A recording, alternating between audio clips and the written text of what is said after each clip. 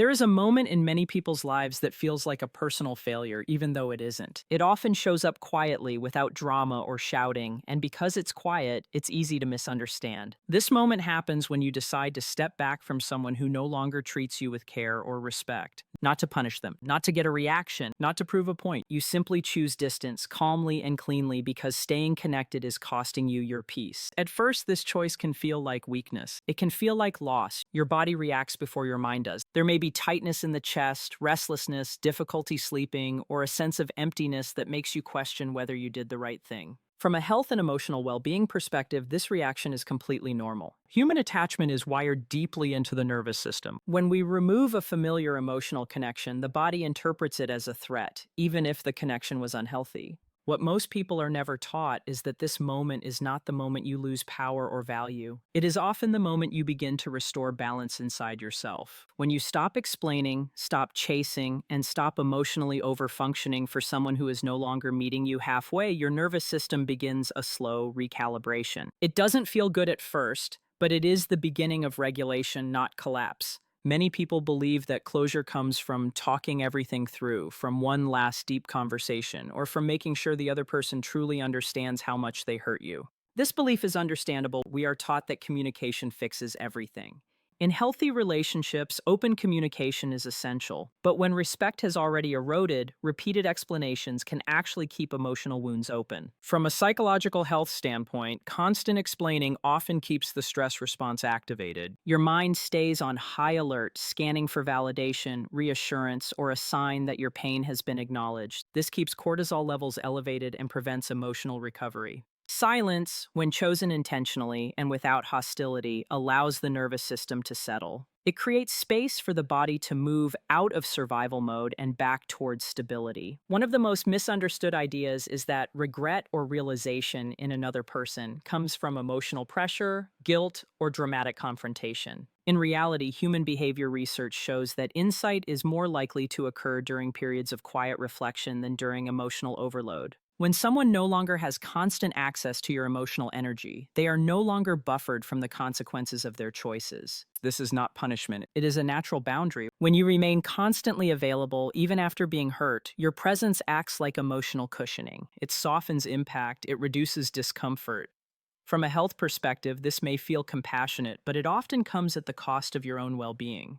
Over time, this can lead to emotional exhaustion, anxiety, lowered self-esteem, and a pattern of self-neglect. Removing yourself from that dynamic is a form of emotional first aid. Silence in this context is not avoidance. It is not suppression. It is a pause that allows the mind and body to process reality without interference. When there is no ongoing conversation, no reassurance, and no emotional negotiation, both people are forced to face their internal state. This is where awareness begins. Awareness is the foundation of change, whether we are talking about mental health, emotional habits, or relationship patterns. It's important to understand that when you step away calmly, the initial response on the other side may not look like regret at all. Often there is relief, relief from tension, relief from responsibility, relief from having to engage emotionally. This phase can be confusing and painful to witness if you are expecting immediate acknowledgement. But relief is not resolution. In psychological terms, it is a short-term stress response, similar to how the body goes numb after an injury. As time passes and the nervous system settles, the absence becomes more noticeable. The brain begins to compare before and after. This comparison process is critical. Regret, reflection, and insight only occur when the mind can clearly feel contrast. Without contrast, there is no data for the brain to work with. When access is removed, the contrast becomes unavoidable. For your own health, the most important shift happens internally. You stop monitoring someone else's reactions and start paying attention to your own state. Are you sleeping better or worse? Is your appetite changing? Do you feel calmer or more agitated? These signals matter. They tell you whether a connection was nourishing or draining. Walking away from emotional strain is not weakness. It is a protective response that supports long-term mental and physical health. This process also reduces rumination over time. When you are no longer explaining yourself, you are no longer rehearsing the same emotional story over and over. The brain gradually learns that it does not need to stay alert for the next message or reaction. This creates room for focus, clarity, and recovery. In many cases, people report improved concentration, steadier moods, and a renewed sense of self once they stop engaging in emotionally unbalanced dynamics.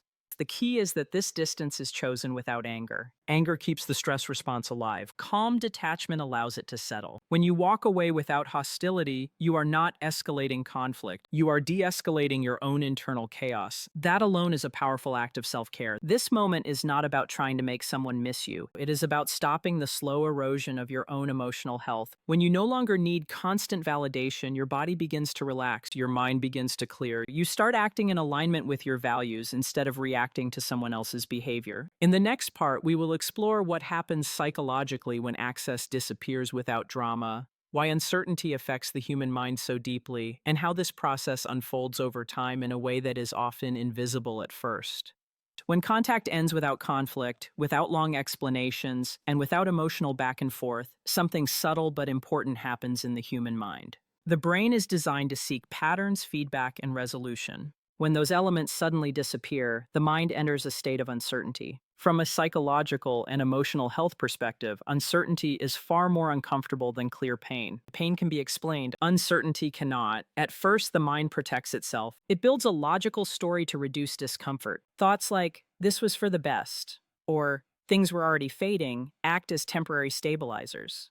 This is not dishonesty. It is the brain doing its job, trying to maintain emotional equilibrium. As long as there is even minimal access, a reply here, a check-in there, that story remains stable. The nervous system stays calm enough to avoid deeper reflection. When access is fully removed, that stabilizing story begins to weaken. There are no new signals to confirm it, no emotional data, no reassurance. This is when rumination begins. Rumination is not nostalgia. It is the brain searching for missing information. It replays moments not to feel pain, but to understand what changed and why.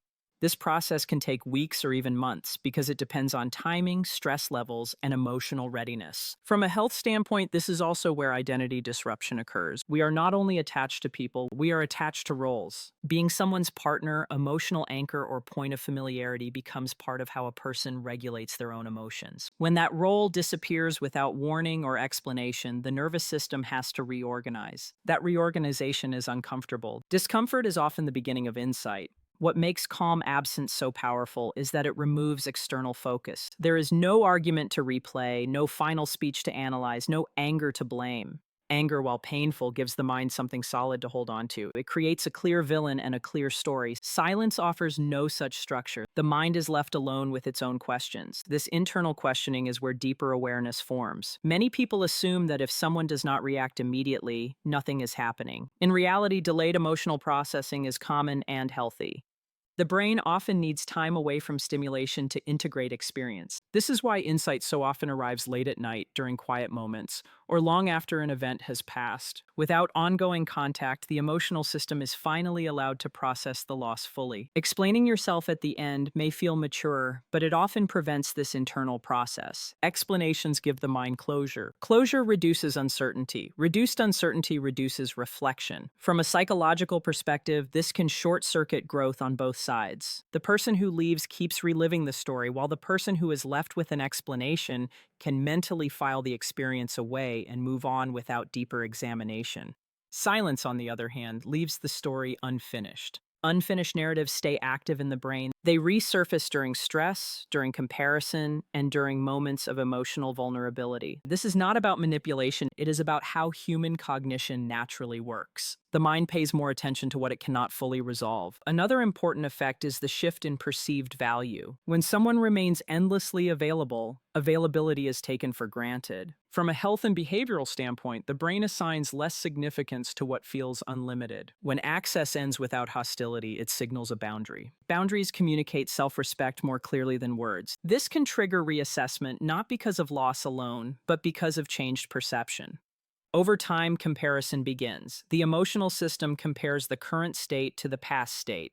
Silence is compared to familiarity. Absence is compared to connection. This comparison is where regret, curiosity, or reassessment may emerge. It does not always lead to reconnection, and it should not be used as a goal. The real value of this process is that it restores balance to the dynamic and allows both individuals to face reality without emotional buffering. From your own health perspective, this phase requires patience and consistency. Breaking silence too early often resets the process. When contact resumes before emotional processing is complete, the nervous system returns to relief. Relief feels good, but it delays adaptation. This can prolong emotional distress rather than resolve it. Calm distance also protects you. It prevents repeated emotional spikes caused by mixed signals, delayed responses, or inconsistent engagement. Over time, your stress response stabilizes. You become less reactive. Your sense of self becomes less dependent on external feedback. This is not emotional shutdown, it is emotional regulation. In the next part, we will look at why regret and realization often arrive late rather than immediately, how power dynamics naturally shift when emotional dependence decreases, and what internal mistakes can undo your own healing if you are not mindful during this phase. Regret, reflection, and emotional clarity almost never arrive on schedule. This is one of the hardest truths to accept, especially for someone who has just stepped away. The human mind does not process loss in a straight line. It moves in phases. First comes relief, then distraction, then adjustment, and only later does true awareness begin to surface. This delay is not a sign that your decision had no impact. It is a sign that the nervous system is slowly recalibrating. Immediate reactions are usually driven by the ego and by short-term emotional regulation. Long-term reflection comes from identity shifts. When someone realizes that access they assumed was permanent is no longer available, it challenges an internal belief. Beliefs are not released easily. The brain resists them until reality consistently contradicts them. That contradiction only holds when distance is maintained without interruption. From a psychological health perspective, this is where power dynamics naturally rebalance. Power in emotional relationships is not about control or dominance. It is about dependency. The person who is less dependent on the outcome is more emotionally regulated. When you stop seeking reassurance, explanations, or validation, you reduce dependency. This stabilizes your nervous system and shifts your internal posture from reactive to grounded. As this happens, attention turns inward. You stop scanning for messages. You stop interpreting silence. You stop waiting for signs. This internal shift is crucial for recovery. Chronic anticipation keeps the stress response active. Letting go of outcome monitoring allows the body to return to baseline. Many people notice improved sleep, steadier appetite, and reduced anxiety once they truly disengage from emotional surveillance. One of the most common mistakes during this phase is re-entering too soon. Curiosity, nostalgia, or doubt can creep in quietly.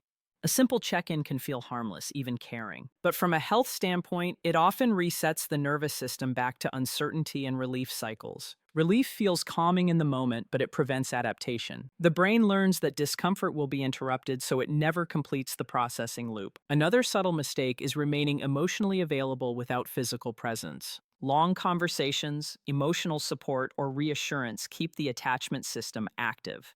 This creates confusion for both sides. The body experiences connection, while the mind knows separation is supposed to be happening. This contradiction increases stress rather than reducing it. True boundaries require consistency, not punishment. If contact resumes later, what matters is not the fact that it happens, but the quality of it. Healthier reconnection is marked by accountability, clarity, and sustained effort over time.